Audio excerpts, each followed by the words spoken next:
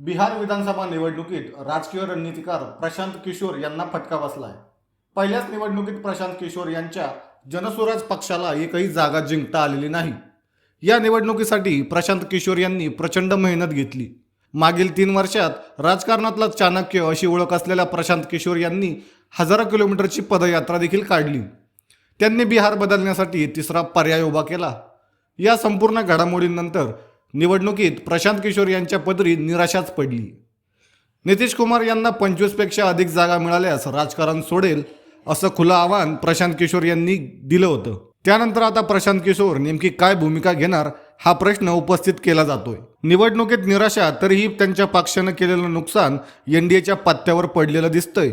या निवडणुकीच्या निमित्ताने महागठबंधनला मोठा झटका बसलाय। दरम्यान प्रशांत किशोर यांची राजकीय चाणक्य अशी ओळख, परंतु पहिल्याच निवडणुकीत त्यांना पूर्णपणे अपयश आलं।